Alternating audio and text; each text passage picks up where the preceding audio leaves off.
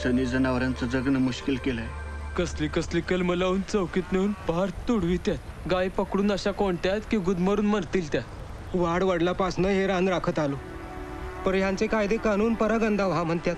आम्हा गरीबासनी कोणी वाली नाही होत आई.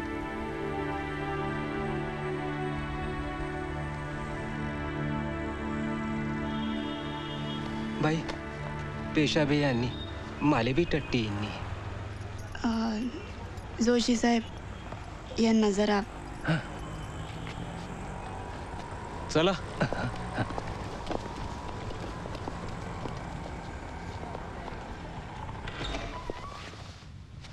जा.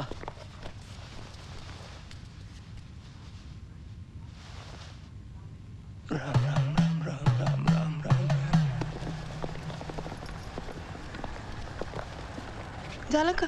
अहो आज जायला तयारच नव्हते. अहो दर्शन झालं हो पादुकांचं, मग आत कसं जायचं? मला काहीही कळत नाही. अहो त्या पादुका बघून नमस्कार वगैरे लाजीरवाणं झाले मला. तुम्ही हे काम करता का? यांना जरा मोकळ्या हवेवर घेऊन जा, म्हणजे शहराची सवय नाही ना.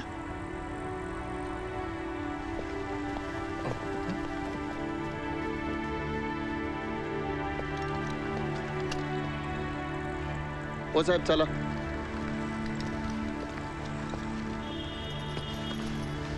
तुम्ही थांबा इथं, मी आलेच.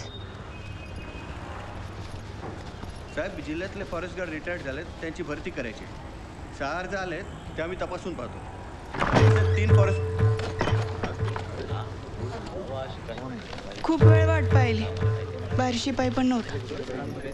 अर्ज खूप लांबून आली आणि पुन्हा तेवढंच लांब जायचं. असं काय बघताय? महाराष्ट्राचे वनमंत्री आहात ना तुम्ही. अर्ज कशासाठी करतात हे पण माहित नाही, पुन्हा पुन्हा करायला लावताय ते. ए बाई, तुला माहिती आहे मी कोण आहे? तोंड सांभाळून बोल. साहेब, हुकुमशाही नाही राहिली आता, लोकशाही. तोंड सांभाळून तुम्ही बोला, आदरानं बोलवा, एकेरी नाही. तुम्ही आम्ही म्हणा. हे कोण आहेत माहिती आहे तुला? पोलीस आहेत. मग त्यांच्या हातात काय बघितलंस? तुम्ही याला काय म्हणता माहित नाही, पण आमच्या त्याला काय म्हणतात माहिती आहे? फुकणी. चुलीत फुकायची फुकणी. त्याच्यात गोळ्या नाहीत, आणि असतील तरी तुम्ही त्या माझ्यावर चालू शकत नाही. विचारा का? विचारा ना का? का? मी भलेही कोणी बडी नसेल, पण समजा तुम्ही माझ्यावर गोळ्या चालवल्या, तर उद्या पेपरात छापून येताना असंच छापून येईल ना की वनमंत्र्याच्या केबिनमध्ये एका बाईचा खून झाला. पंचनामा होईलच की. माझा मेल्यानंतर होईल तुमचा जितेपणी. काम सांग. चिखलदऱ्याला जीवनदान द्या. शक्य नाही. 65 वाघांचा प्रकल्प आहे तिथे. तुमच्या आदिवासींना जुळगाट मांडला जायला सांगा. हो साहेब, तुमच्या 50-50 वाघांसाठी मी माझ्या 5000 गाई वाऱ्यावर सोडू. मला बघतो करतो सांगतो ही उत्तर नकोत. मला यस किंवा ना या 2 पैकी एकच उत्तर हवंय. आणि जर का बिना निर्णय तुम्ही मला इथनं घालवलं, तर मी या ऑफिसर सकट अख्खा ऑफिस पेटवून लावीन आणि स्वतःला बी पेटवून घेईन. मग सगळे प्रश्नच संपतील. न रहेगा बास न बजेगी बासुरी. बोला, काय निर्णय देता?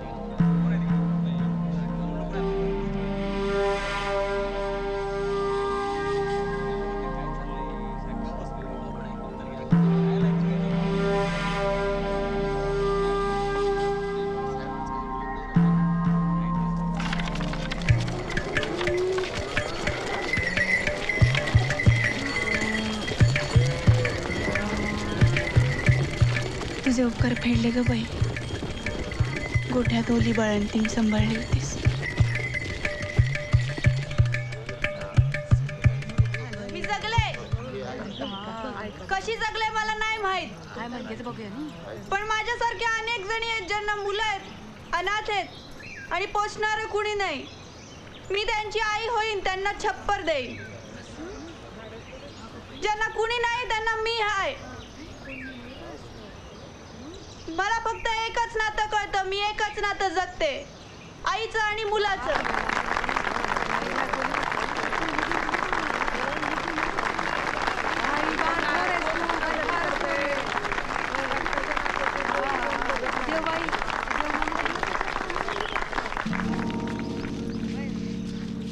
काय रे बाळा, मला संभाषण का? नाव काय तुझं? नाव पण नको झालं तुला? दीपक म्हणू? अरे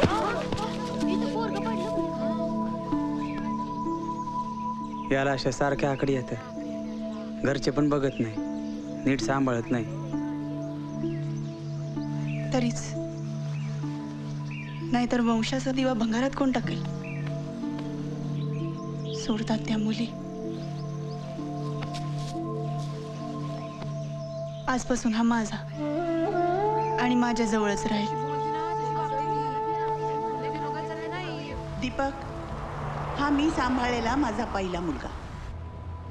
ही अशी इथं तिथं भरकटणारी टाकून दिलेली मुलं मी अक्षरशः उचलून आणलीत आणि मग मी झाले त्यांची आई. ह्या इतक्या लेकरांची आई होत असताना मी माझ्या ममताला कटाक्षानं जाणीवपूर्वक दूर ठेवत होते. का तर माझं मन पोरीत अडकू नये, 19-20 होऊ नये म्हणून. पण खरं सांगू का, मला नेहमी वाटायचं माझ्या ममताच्या मनात काय येत असेल. ही माझी आई का जगाची आई? ही सगळ्यांची काळजी घेते, मग माझी का काळजी घेत नाही अशीच माझ्याजवळ राहून? पण बाळांनो, शेवटी ते माझंच रक्त, माझीच मुलगी.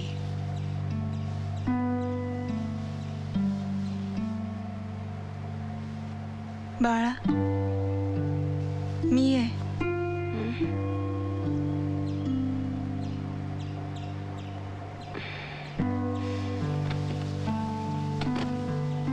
मला वाटलं स्वप्नच पडलं.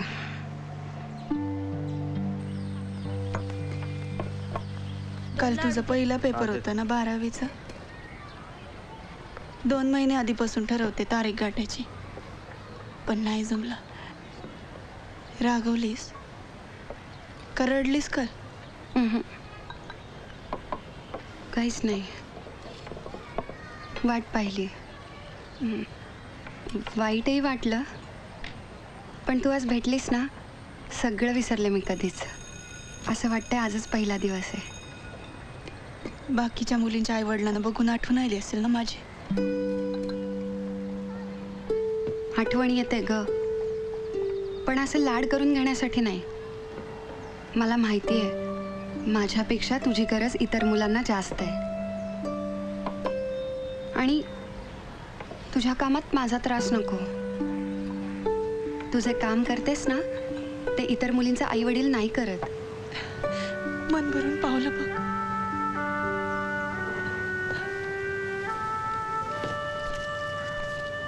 नको, हे समजदार तोंड ती गोड कर.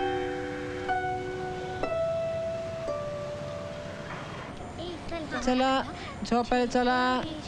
चला ए चल. दीपक, हिला पण घे झोपायला. हा ए चल गे. हे चला. झोपायचं बरं का आता. गप गप झोपा. सिंधुताई. हो, मीच सिंधुताई सपकाळ. जन्म झाला, नीची आई मेली. आता तिचा नवरा आणि घरचे म्हणले आय खाणारी पोर द्या नदीत फेकून. पर तुमचं नाव ऐकून होतो म्हणून इथवर आलो. हा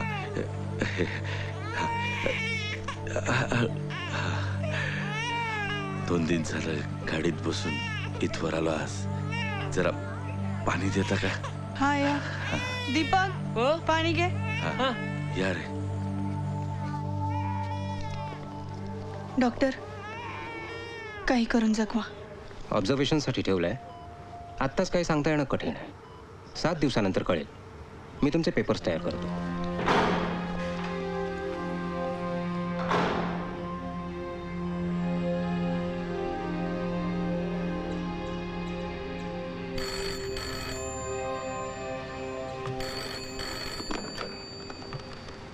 हॅलो.